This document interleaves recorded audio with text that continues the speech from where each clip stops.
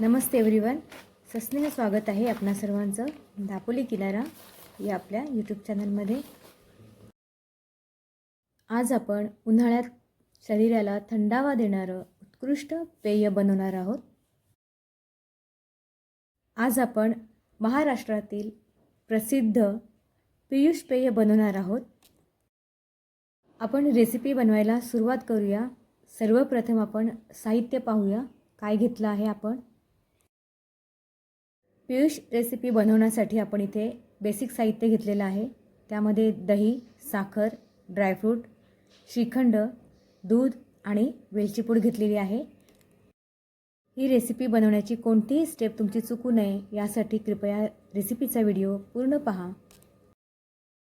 इथे आपण 1 वाटी दही घेतलेलं आहे आणि 1 वाटी आपण यामध्ये पाणी घालणार आहोत. दही आणि पाणी चुकून मिक्सरच्या भांड्यामध्ये मी घेतलेलं आहे. मी इथे एक भांडं घेतलेलं आहे. मिक्सरमध्ये आपण 1 वाटी दही आणि 1 वाटी पाणी घेतलं होतं. हे सगळं आपण या भांड्यामध्ये ट्रान्सफर करूया. आता हे मिश्रण आपल्याला खूप छान एकजीव होईपर्यंत घुसळून घ्यायचं आहे. इतर ऋतूंमध्ये सुद्धा आपण या रेसिपीचा आस्वाद घेतच असतो, पण उन्हाळ्यात ही रेसिपी खूपच उपयुक्त आहे. त्यामुळे या उन्हाळ्यात तुम्ही ही रेसिपी आवर्जून बनवा. आणि ही रेसिपी तुम्हाला आवडल्यास रेसिपीला लाईक करा, रेसिपी शेअर करा तुमच्या मित्र आणि परिवारामध्ये. आणि चॅनलवर नवीन असाल तर चॅनलला जरूर सबस्क्राईब करा. आता आपण यामध्ये 1 लहान वाटी श्रीखंड घेतलेला आहे, ते घालूया.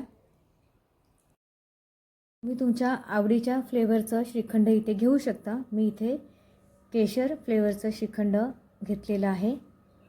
बघा, आता हे सगळं श्रीखंड आपण यामध्ये घालूया.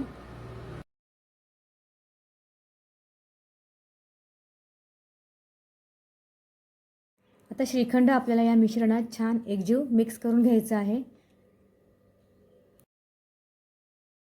आता या मिश्रणात आपण 2 चमचे पिठी साखर घालूया. साखर आपल्या आवडीनुसार घ्यायची. आपल्याला किती गोड आवडतं त्यानुसार तुम्ही साखर घ्या. मी इथे 2 चमचे पिठी साखरेचा वापर केलेला आहे. आता पिठी साखरसुद्धा या मिश्रणात छान मिक्स करून घेऊया. आता या मिश्रणात आपण 1 वाटी दूध घालूया आणि दूधसुद्धा या मिश्रणात छान मिक्स करून घेऊया. मध्ये श्रीखंड, दूध, साखर असल्यामुळे शरीराला पटकन ऊर्जा देणारं हे पेय आहे. आता आपण यामध्ये पाव चमचा वेलची पूड घालूया आणि मिक्स करून घेऊया. आता आपण यामध्ये अगदी चिमूटभर जायफळ किसून घालूया. आता जायफळसुद्धा या मिश्रणात खूप छान असं मिक्स करून घेऊया.